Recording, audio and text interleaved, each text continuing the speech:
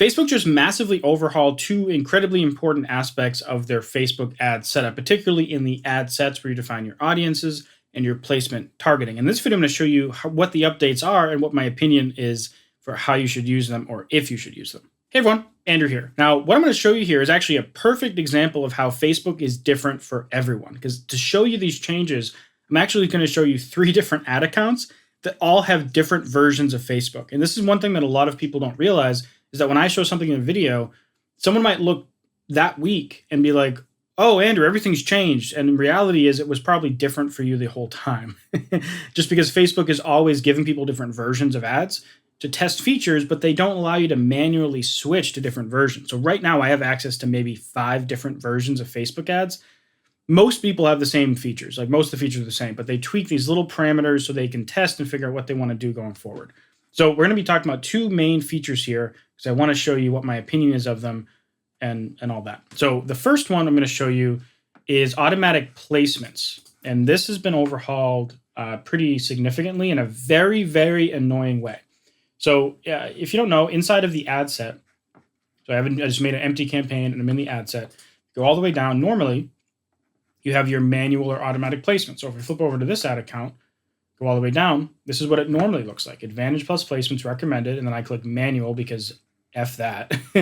And I want to choose the placements that I want to use. And that's what I normally do. If I go into this ad account, I go down, you see that there's actually nothing here.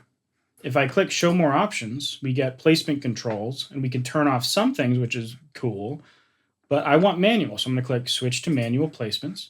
And then now we get this obnoxious interface. We have to go into each one of these individual things and turn off the specific things that we want to turn off. And you it feels like they've made it purposefully frustrating because before you just click one button, then you're editing. Now you have to click show options, switch to manual, and then click, and then click, click, click, click, click, and then click, and then click. So they've purposefully kind of made it difficult.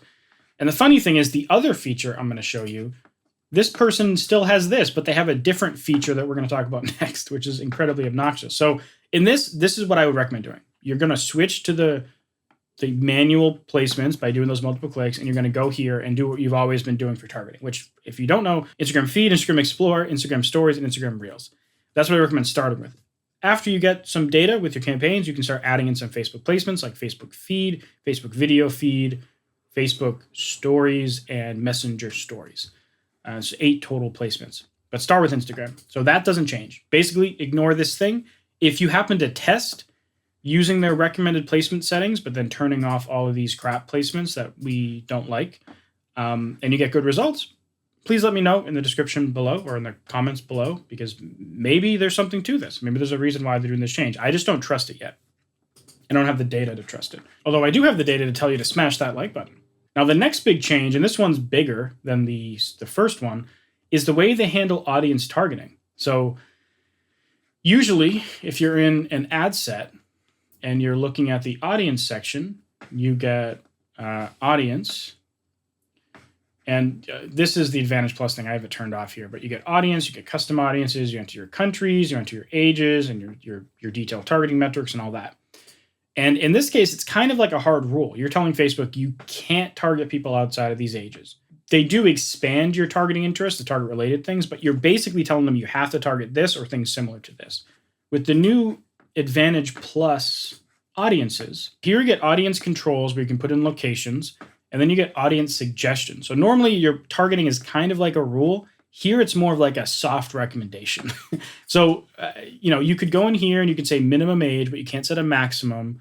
You could exclude some custom audience, you set your countries, but then you can go and do audience suggestion. And again, this is just a suggestion. If they think that they can get better results ignoring you, they're just going to ignore you, which poses some problems for this type of campaign, like Spotify growth campaign. If you're doing like a lead generation or a sales campaign, I actually think this might be good because very often when I'm doing those types of campaigns, I go for broader audiences, and that actually works well. But it doesn't work well for everyone. So that's why I don't like this, because it really does depend on your situation, what type of music you are, what type of advertiser you are, what you're trying to push. So in this case, you're just going to want to switch to original audience options, and they're going to give you a little sales pitch. You're going to get up to 33% lower cost per result based on their experiment. Use original audience, just ignore them like we do for so many other things. And now we're back to a normal audience creation tool. So just like the first one, please let me know if you have good data with the Advantage Plus placements, because eventually if I see that it works well, and it might make sense to start trying it and recommending it to other people. But I'm very cautious about stuff like this and making a broad recommendation about these new features until I have a solid enough data based on the types of campaigns that are valuable to us as music artists. So taking that into account, if you want to see 5 ways that I've saved failing ad campaigns, you should check out this video right here. And if you want to see a crazy case study that I ran recently where we got 12 million Spotify streams in a song in only 6 months, check out this video right here. Anyways, thanks for watching, and I'll see you next video.